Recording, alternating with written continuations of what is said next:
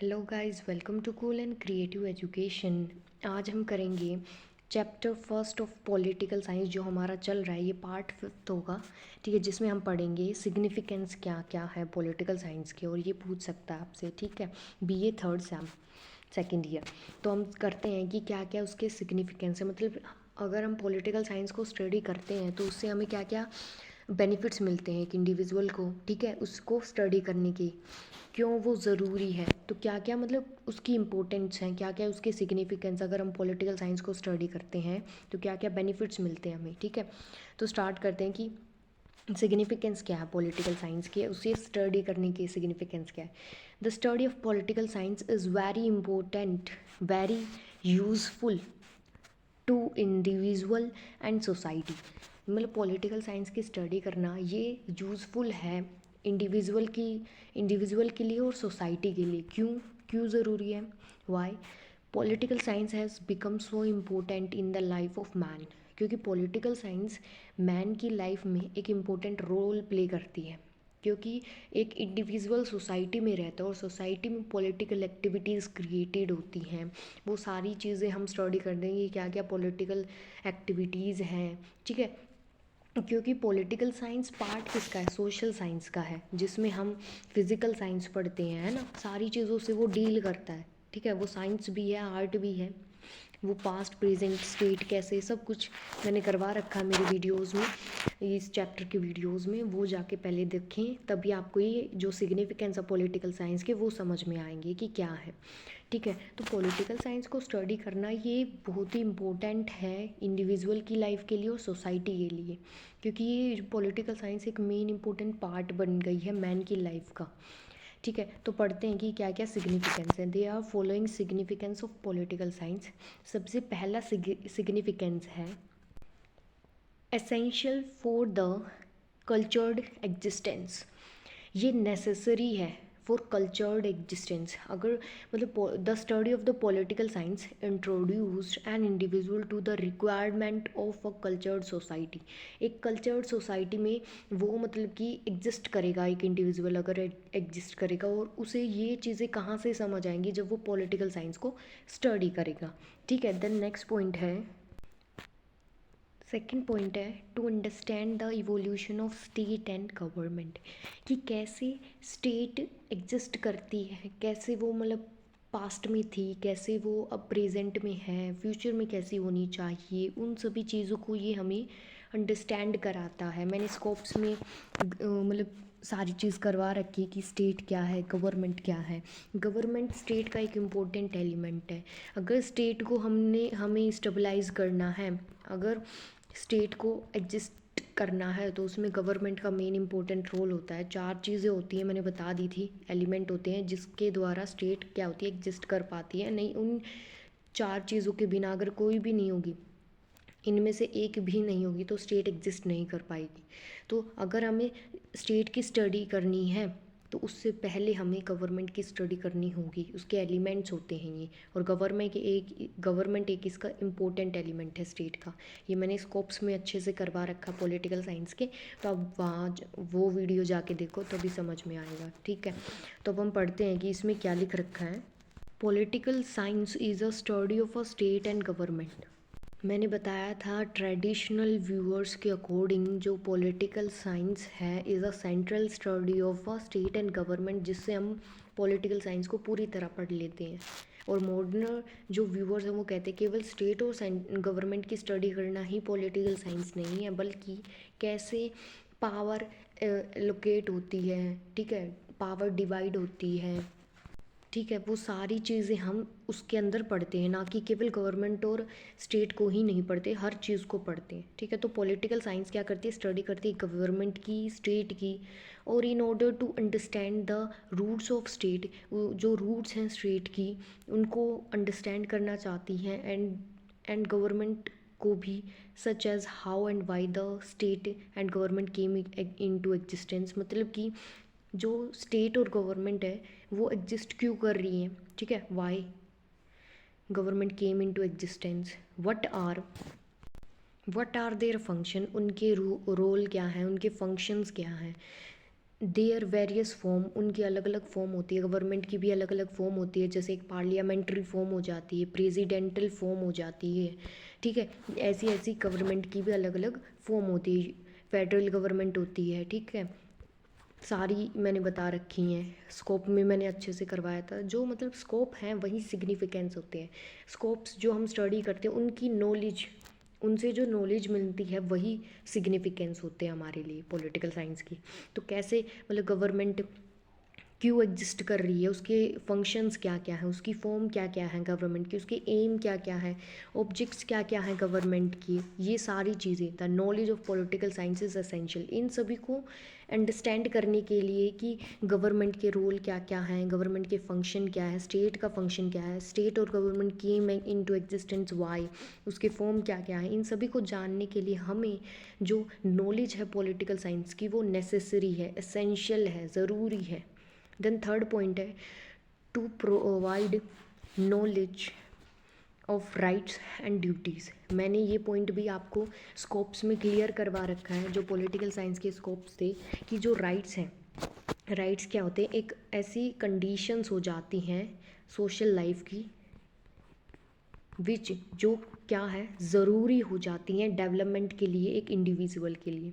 और राइट्स जो होते हैं वो इंडिविजुअल सोसाइटी में ही और स्टेट में ही इंजॉय कर सकता है। और अगर हमारे पास, हमें ये पता होना चाहिए, अगर हमें इंडिविजुअल का ओवरऑल डेवलपमेंट करना है तो प्रेजेंट जो डे है, आज स्टेट भी ये ट्राई कर रही है कि उसे ज़्यादा से ज़्यादा राइट्स दी जाएं। और ड्यूटीज़ का रोल क्या होता है कि duties are also related to rights.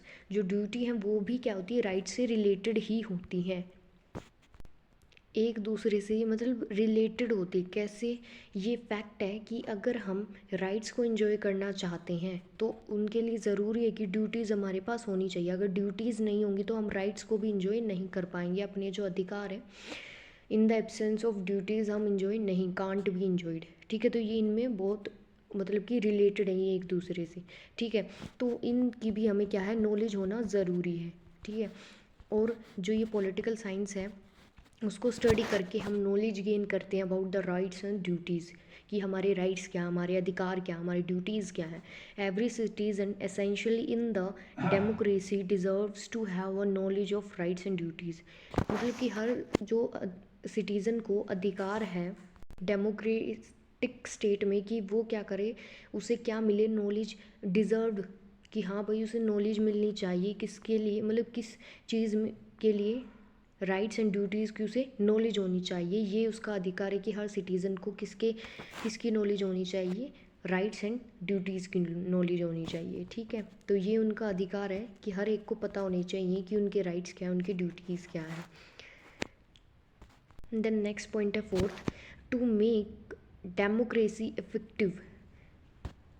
आज हर एक स्टेट ये चाहती है कि वो एक डेमोक्रेटिक स्टेट हो, ठीक है। तो आज क्या है कि democracy today is the most popular system of government, government का मोस्ट पॉपुलर सिस्टम बन गया है डेमोक्रेसी। मैनी फैक्टर्स, बहुत सारे फैक्टर हैं जो कंट्रीब्यूट करते हैं किस लिए, success and effectiveness of democracy, की डेमोक्रेसी एक स्टेट में बनी रहे, उसकी सक्सेस हो, उसकी इफेक्टिवनेस हो, इसके लिए बहुत सारे फैक्टर कंट्रीब्यूट करते हैं। तो डेमोक्रेसी को क्या करना चाहिए, बढ़ाना चाहिए, इफेक्टिवनेस होनी चाहिए उसमें, ठीक है।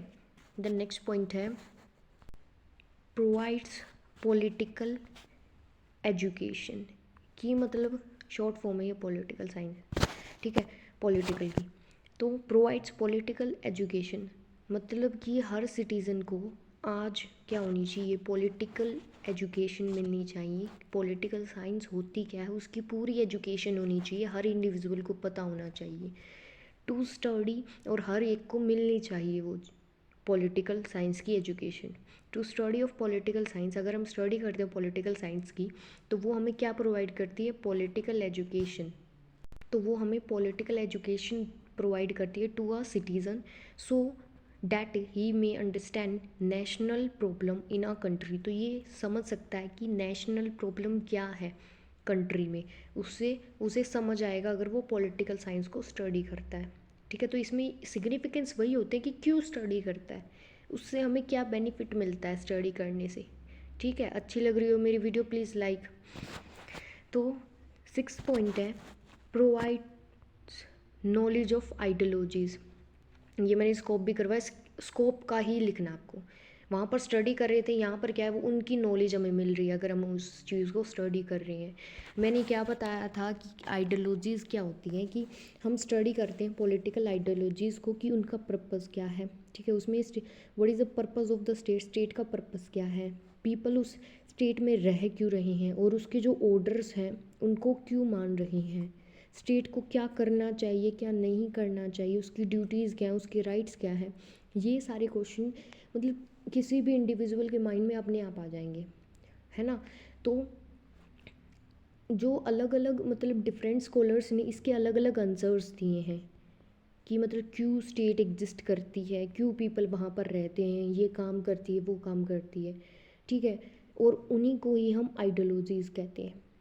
क्या कहते हैं, उन्हीं को ही आइडियोलॉजीज़ कहते हैं, और उनकी नॉलेज लेते हैं तो उनको स्टडी करते हैं जिससे हमें उनकी नॉलेज पता चलती है। Provide knowledge of ideologies. The study of political science, अगर हम पॉलिटिकल साइंस को स्टडी करते हैं तो उसके अंदर हमें क्या मिलता है, आइडियोलॉजीज़ का, आइडियोलॉजीज स्टडी करते हैं तो हमें नॉलेज मिलती है, provides a vast knowledge of various different ideologies like democracy, socialism, communalism, ठीक है, इंडिविजुअलिज्म, गांधीनिज्म, इन सभी जो आइडियोलॉजीज़ के बारे में हमें नॉलेज पता चलती है। उनमें अच्छे से डिफ़ाइन किया होता है कि कम्युनलिज्म क्या होता है, ठीक है, सोशलिज्म क्या होता है जिसमें गवर्नमेंट होती है, ठीक है, गवर्नमेंट का, डेमोक्रेसी क्या होती है जो, ठीक है, तो आपको पता होना चाहिए। ये सारी चीज़ें हम पॉलिटिकल साइंस में अच्छे से पढ़ते हैं। Then next, then 7th point है कि knowledge useful to political leader, मतलब पॉलिटिकल साइंस की जो नॉलेज है वो यूज़फुल है पॉलिटिकल लीडर्स के लिए। क्यों यूज़फुल है, अगर उन्हें नॉलेज होगी पॉलिटिकल साइंस की कि पॉलिटिकल साइंस क्या होती है, उसमें क्या क्या होता है, उन सभी चीज़ों की अगर नॉलेज होगी तो वो अच्छा पॉलिटिकल लीडर बनेगा, जिससे वो गवर्नमेंट को अच्छा वर्क करेगी, उसकी मतलब गवर्नमेंट स्टेबल रहेगी। ठीक है, हर सिटीज़न को अच्छे राइट्स प्रोवाइड होंगे। ठीक है, ये सारी चीज़ें गवर्नमेंट स्टेबल करनी हो, अच्छी वर्किंग हो, फंक्शनिंग अच्छी करे, तो इसीलिए पॉलिटिकल लीडर्स को पॉलिटिकल साइंस की नॉलेज होना बहुत ही इम्पोर्टेंट है, ज़रूरी है, नेसेसरी है, एसेंशियल है।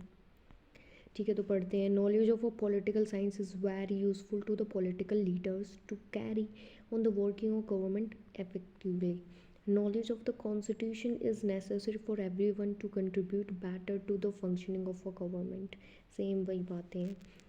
टू अंडरस्टैंड पॉलिटिकल पावर, अब 8th पॉइंट है कि हमें जो पॉलिटिकल पावर है, अगर हम पॉलिटिकल साइंस के मतलब हर, देखो पढ़ते हैं पहले फिर समझ आएगा। Political science help citizens to understand the concept of political power, how governments function, what are the interest, how are his elected representative. अगर हमें पॉलिटिकल पावर पता होगी, उसको समझेंगे हम, पॉलिटिकल साइंस क्या करती है, हेल्प करती है हर सिटीजन्स को कि अंडरस्टैंड करने में कि पॉलिटिकल पावर का कॉन्सेप्ट कैसे गवर्नमेंट फंक्शन करती है, उसका इंटरेस्ट क्या कहाँ लाई करता है, how are his elective representative, ये इलेक्टिव रिप्रेजेंटेटिव ऐसे करती है। तो ये सारी चीज़ें पॉलिटिकल पावर हमें समझाती है, कौन, पॉलिटिकल साइंस के अंदर समझाती है। देन आती है to promote human welfare, to promote human welfare, कैसे, to promote human welfare political science in the contemporary period, modern time period lies in the fact that, आज के समय वो इस फैक्ट पे है कि that it carries condition for economic progress. अगर हमें ह्यूमन का वेलफेयर करना, अगर स्टेट को डेवलप करना है, स्टेट का डेवलपमेंट करना है, तो वो किसके अंडर लाई करेगा, जब तक हम इंडिविजुअल का ह्यूमन का वेलफेयर नहीं करेंगे, उसको डेवलप नहीं करेंगे, तब तक स्टेट जो है वो डेवलप नहीं करेगी। तो ये नेसेसरी है कि ह्यूमन वेलफेयर करना ज़रूरी, जिससे हमारा इकोनॉमिक जो प्रोग्रेस होगी। ठीक है, to understand international relations and contribute to peace, कि हमें इंटरनेशनल रिलेशंस बनानी चाहिए, इंटरनेशनल ऑर्गेनाइजेशन बनानी चाहिए। क्यों, for maintenance of international peace and stability at the level of international, मतलब इंटरनेशनल लेवल पर हमें मतलब इंटरनेशनल रिलेशन क्यों बनानी चाहिए कि इंटरनेशनल लेवल पर क्या बनी रहे, मेंटेनेंस हो इंटरनेशनल पीस का एंड स्टेबिलिटी का, किसका, पीस का एंड स्टेबिलिटी का, ठीक है। और इंटरनेशनल मतलब कि लॉ क्यों बनाए जाते हैं, इंटरनेशनल लॉ एंड ऑर्गेनाइजेशन क्यों, क्यों mutual relations between the state अच्छे रिलेशंस बना सके एट द इंटरनेशनल लेवल पर। आज का समय जो है वो क्या है, आज की जो एज है वो इंटरनेशनलिज्म है, कि हर एक स्टेट ये चाहती है कि वो दूसरी एट द इंटरनेशनल लेवल पर दूसरी स्टेट के, मतलब स्टेट यहाँ पर हम कंट्री को बता रहे हैं, यहाँ पर स्टेट लिखा जाता है कंट्री को, तो स्टेट बताई जाती है, तो स्टेट ये चाहती है कि स्टेबलाइज करे रिलेशंस विद अदर स्टेट, जिससे क्या है, also need international relation for maintenance peace and stability. तो यही है कि हमें इंटरनेशनल लेवल पर क्या रिलेशंस बनाने चाहिए, लॉज बनाने चाहिए, ऑर्गेनाइजेशन बनानी चाहिए for maintenance peace and stability, है ना, पीस एंड स्टेबिलिटी को मेंटेन करने के लिए। जैसे इंटरनेशनल लेबर ऑर्गेनाइजेशन हो गया, ठीक है, यूएन हो गया, united nation, WHO world health organisation हो गया, ठीक है, G20 हो गया, यूरोपियन यूनियन हो गया। तो ये सारी जहाँ क्या है, हमारे इंटरनेशनल लॉ एंड ऑर्गेनाइजेशंस है, ठीक है। यही थे कि ये सिग्निफिकेंस क्या होते हैं, कि हमें आइडियोलॉजीज़ की जानकारी हो जाती है, हमें इंटरनेशनल रिलेशंस कैसे बनानी चाहिए जिससे इंटरनेशनल लेवल पर पीस एंड स्टेबिलिटी मेंटेन रहे, राइट्स एंड ड्यूटीज़ की हमें नॉलेज हो जाती है, पॉलिटिकल पावर की हमें नॉलेज हो जाती है, स्टेट की हमें नॉलेज हो जाती है, गवर्नमेंट की हमें नॉलेज हो जाती है, पीपल का वेलफेयर करते हैं हम, ठीक है, और ज़्यादा, ठीक है। समझ आए कि सिग्निफिकेंस होते क्या। आज ये जो चैप्टर है हमारा ये क्या हो गया है, कंप्लीट हो गया है। अगर आपको कोई डाउट हो इससे रिलेटेड तो कमेंट बॉक्स में मुझे बताओ, मैं सोल्व करती हूँ आपकी प्रॉब्लम को, ठीक है। तो अगर आपको मेरी वीडियो अच्छी लगती है please like share and subscribe my channel please. अगर आपको अच्छी लगती है तो please like my video. Thank you and have a nice day.